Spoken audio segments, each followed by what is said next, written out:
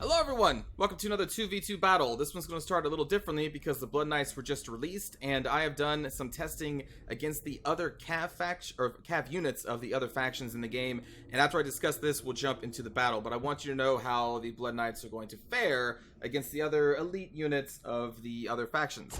So we'll start with their own faction here. Against the Black Knights, that cost 1200. The Blood Knights destroy the Black Knights utterly, both versions of those, as well as the Hex Wraiths. The Hex Wraiths can bring the Blood Knights down to about 70% before the Hex Wraiths are just totally destroyed. Now in these tests, there are no heroes around, there are no special buffs or spells being thrown down, so this is a situation where it's just a one-on-one fight. Again, that's going to be different in actual warfare. In the battles that you're going to fight, there may be spells buffing this unit or that unit, but in a 1v1, these are the tests and how much you're going to win it. So that is against your own faction, the Hex Wraiths, and the Black Knights are going to die against the Blood Knights pretty handily. For Petonia, the Grail Knights can bring the Blood Knights down to about 45-50% health before the Grail Knights are totally destroyed.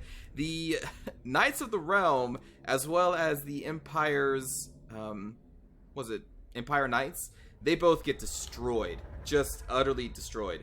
They leave the Blood Knights at about 90% health before they rout or until they are finally killed. So they are not a proper answer to Blood Knights at all. And the Grail Knights, again, can bring them down to about 50%. For the Orcs, it's kind of interesting. The Savage Orc Boar Boy Biggins, which is the most expensive ones that they have, they just get destroyed. But judging by their stats, it's going to happen. I didn't expect them to do really well, and they don't. They do about 20% damage to the Blood Knights around there before they destroyed.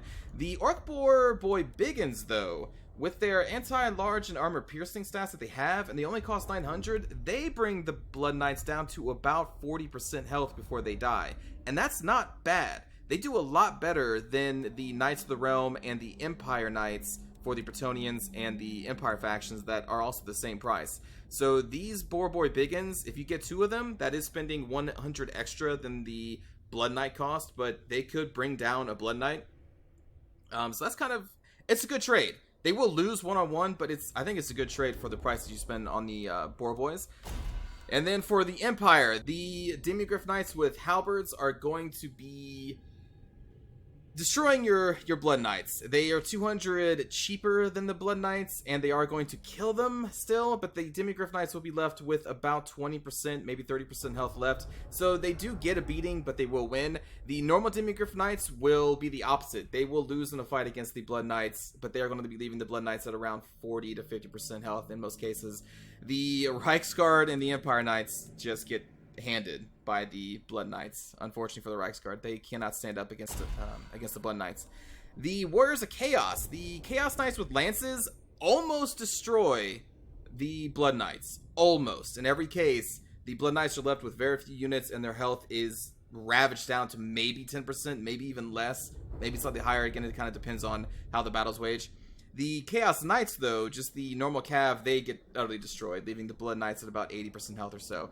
But yeah, the Chaos Knights with lances, not a bad call against the Blood Knights. And they are almost about the same price. These Chaos Knights cost 100 less, and they can almost destroy. But in all the tests I did, they never actually won. But they get really close. So that's what you can expect if you throw your Blood Knights against all of these different elite cav. And the cav I didn't cover, I didn't test, like, I don't know, the Bretonian Man-at-Arms or Mounted Yeomen. Let's just assume they get destroyed. You know, so I tested the ones that I thought would have a chance. Oh yeah, also the Pegasus Knights get destroyed as well. So there you go. Now, let's jump into the game with some Blood Knights. So here we are. My first multiplayer match with the Blood Knights, I went a little crazy. We have 4 Blood Knights, 2 on each flank. I'm supporting a Empire player here. This flank is being led by a generic Vampire Lord mounted on a barded Warhorse. Then over here we have a White King leading the other 2 Blood Knights that I have. My front line is 3 Zombies, 2 Spears, 2 Crypt Ghouls, and a Crypt Horror, who is facing off against just a lot of zombies, a ton of zombies. And this Vampire account player brought 4 Blood Knights as well, and being led by a generic Vampire on a barded steed. We also have some Pegasus Knights out here. We have 2 Grail Knights, 4 Knights of the Realm. This is a very cav-heavy game. We have King Lewin on his Hippogriff, a Damsel, 3 Men-at-Arms, And that's it for them. The Empire player that I'm teaming up with here has Spearmen, backed up by a bunch of Great Swords, backed up by Handgunners. We have a... is this the King? Or the Empire? No, this is just a generic Lord on a steed. And then we also have a Bright Wizard, and then 2 Halberdiers in the back, and then 2 Demigryph Knights with Halberds as well. The Demigryph Knights with Halberds, they may cost a little bit more, but they are still really, really good. Before this battle gets truly off, in case you missed the video where I covered the Blood Knights in the patch video that was released earlier, let's just go over their stats here. We have 110 armor on the Blood Knights. We have, here we go, 65 leadership. We have 75 speed. They have a 38, I think it's a 38 or maybe a 40 melee attack. It's being altered here because of the Lord nearby. 38 melee defense, 36 weapon strength. That is mostly against large and base strength. They don't have much armor piercing at all. And then their charge bonus of 75 here. They also come with Frenzy, which is going to be disabled if their leadership is wavering, but Frenzy is a pretty cool stat. And they have a unique stat here, the Flag of the Bloodkeep, which gives them 22% missile resistance. And that's going to be on top of their block chance given to them by their shield there. That's kind of unique. They are also immune to psychology and cause fear. So that's pretty cool. I'm assuming this missile resistance is just this and not added. Maybe it is added. Maybe this is just generic missile resistance, and then this, because this is disabled if engaged in melee. I don't know. Actually, I don't know that. I think this is stacking, technically. Wow, their missile resistance is super good. It's even better than I thought it was in the patch video. Anyway, so that's the armies. Let's get to this battle. It's going to be a quick one, as you can see here at the top. Oh, also, the Cryptors did get nerfed slightly, but I think they're still super good. So yeah, a bunch of zombies. I appreciate the silliness of bringing just a horde of zombies. I'll say that. So much cav. Now, I did my tests before this multiplayer match just so I knew what the Blood Knights could handle. And so when I see these groups of 4 Knights of the Realm, I know that we can do some damage. I'm just going to do a playful charge into this group of zombies just because this doesn't really do too much for me. I just wanted to do it. Causes some damage to the zombies. Over here, you're going to see a Flame Pillar drop by the Bright Wizard. Looks impressive. And it hits these zombies for quite a while.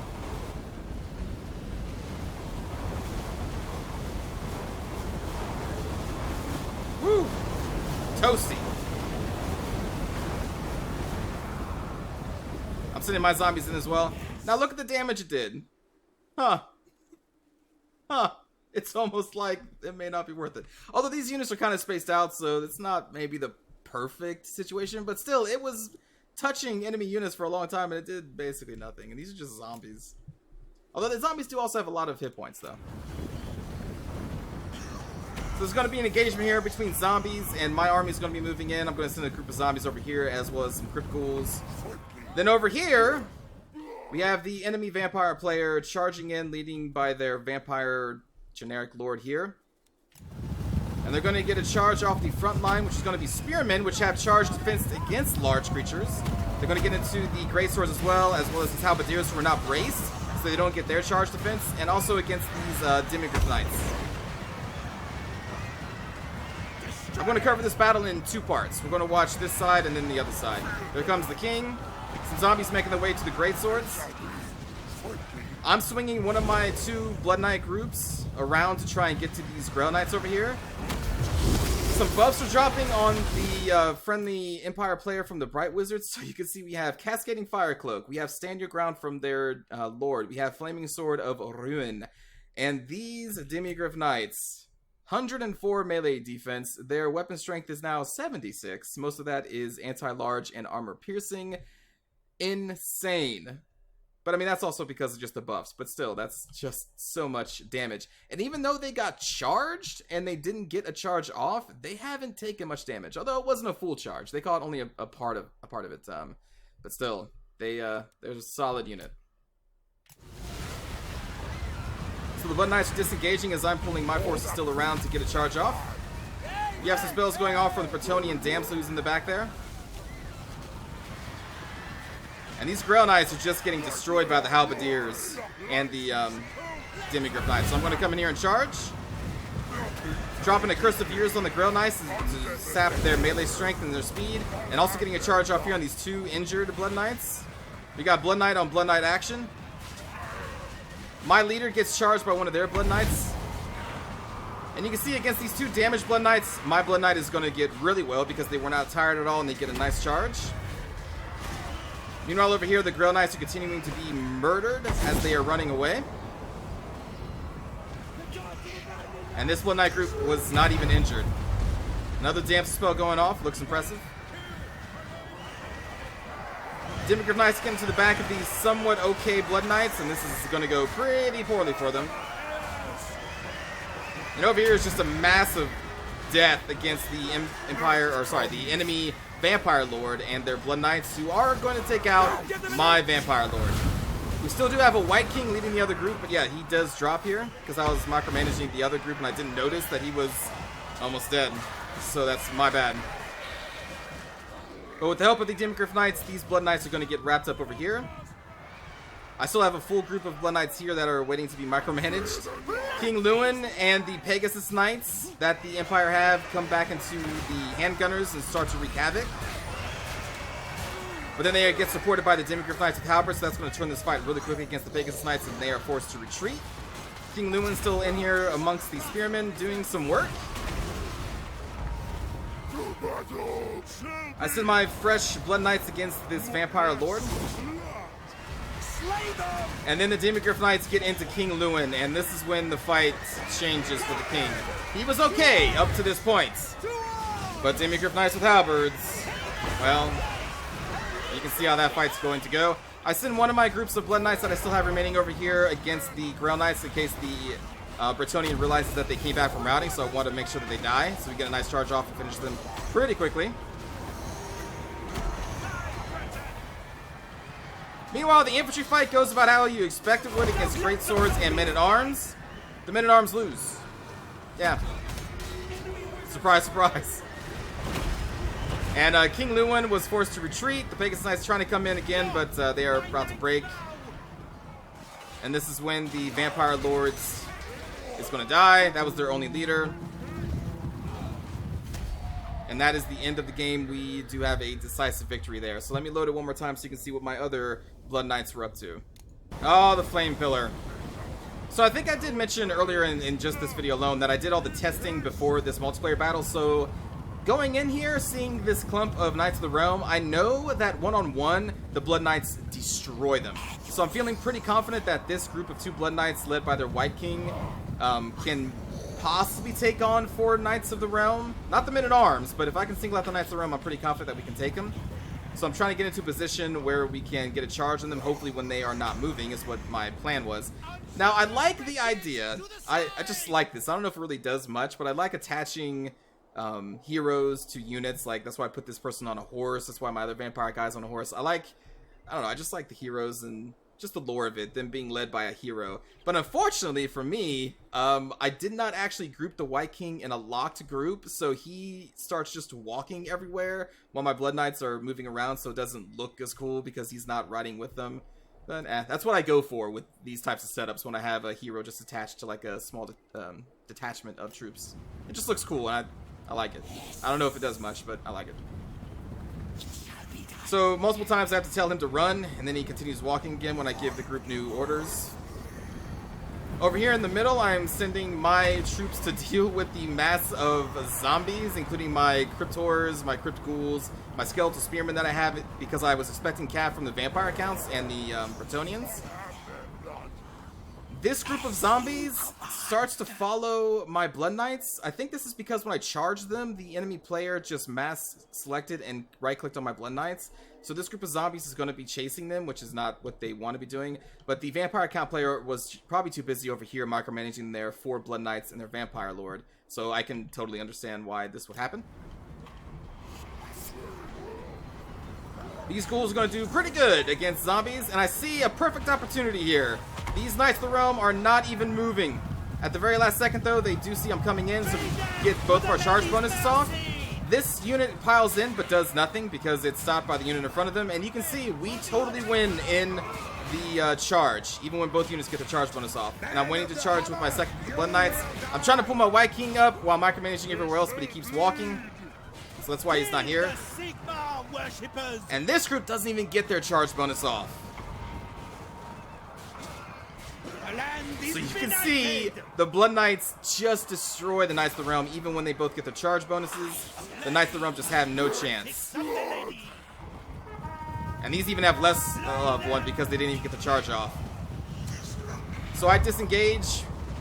And I guess I disengage into that group of zombies that's slowly chasing me.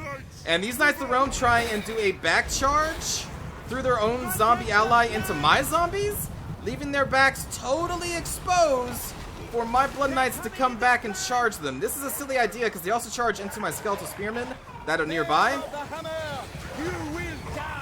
This is not an amazing charge for me because I ran into my own Spearmen and yeah, it was not a great charge. But we do some damage and here come my second Blood Knights. My White King is still over here trying to get into the fight.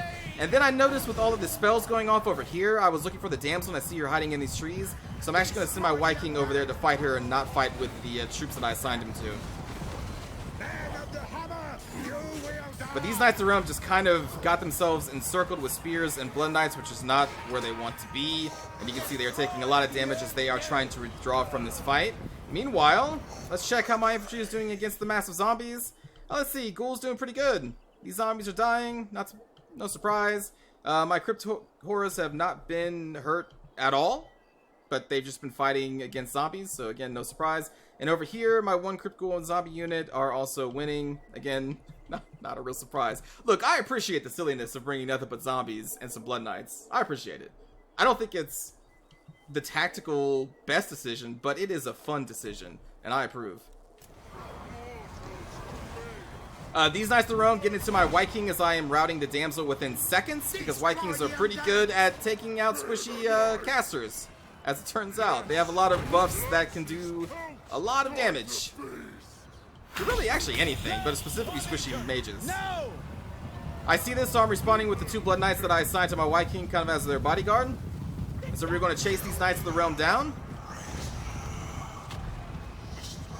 My White King gets into the damsel again because she is not mounted. I usually try to mount the damsels just for the speed. So she gets caught and routed again, and we get a beautiful charge on these Knights of the Realm. We do get charged in the flank here a little bit, but it's not going to do too much damage. And these Knights of the Realm just had no chance against the Blood Knights. Maybe if it was a 2v4. So if two Knights of the Realm bogged down my two Blood Knights and then the other two came behind the Blood Knights, that could be a totally different story. But that is not what happened here. In that situation, though, it may be possible to take out the two Blood Knights with Knights of the Realm. Maybe. Probably. That'd be kind of hard to test. I'd probably have to get somebody to test that way. But anyway, we have a decisive victory here. These two Blood Knights against the Knights of the Realm did really well. The other two Blood Knights and my leader did not as well because they were going up against Blood Knights and Grail Knights. But still an overall victory. Let's see how much damage those zombies did. Alright, some of the zombies got a lot of kills. I'm going to guess it was against my zombies.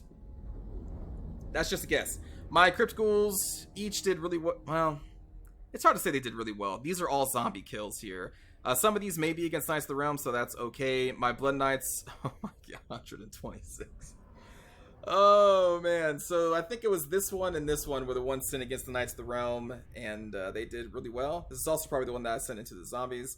The Crypt Horrors, I don't know, did well, but they were just fighting again against the zombies.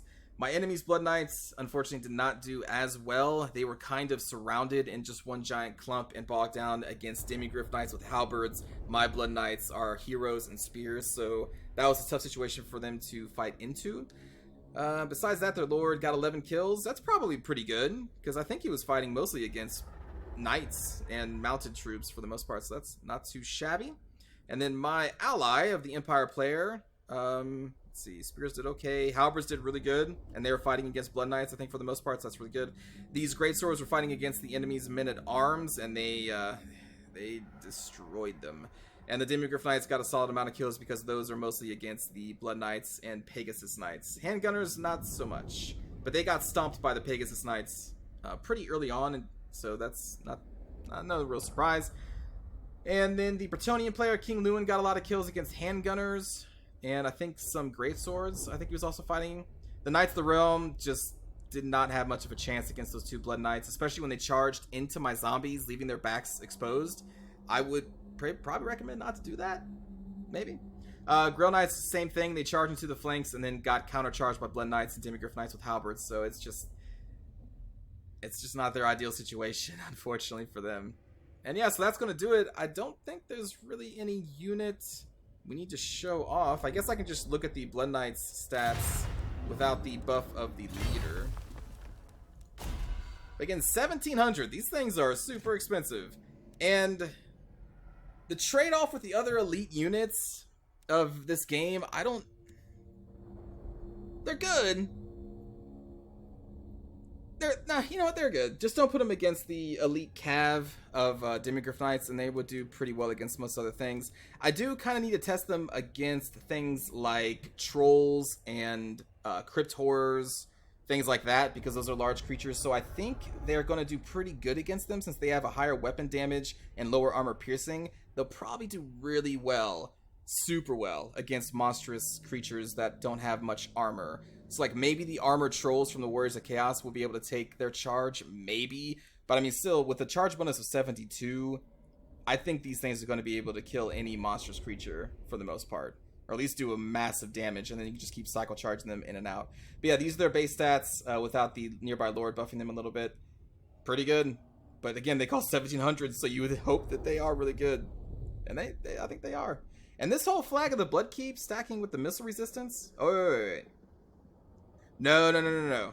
Because there is no missile resistance listed here. Okay, so that was just straight up the Flag of the Bloodkeep. I don't think that's a stackable thing. It only showed us having missile resistance because the Flag of the Bloodkeep was active. Okay, so they do just have a 22% on top of their 30% block chance with their shields. Still, not bad. I'll have to test throwing them into a field of handgunners and see how much this actually blocks with the shield block. That would be an interesting sight to see if they can just charge head-on into handgunners and not take much damage. I don't know. But anyway, I hope you enjoyed the first game with the Blood Knights. I did bring 4, which is kind of spammy, but I wanted to be a little spammy because this is the first day of the Blood Knights and I wanted to see them in action. And it was a fun battle. I appreciate the other player bringing all the zombies. That was a sight to see. And also, I always appreciate Bretonnian players because Bretonia is awesome. So is King Lewin Leon Kerr. I always enjoy seeing them on the field. I will see you all next time. Take care.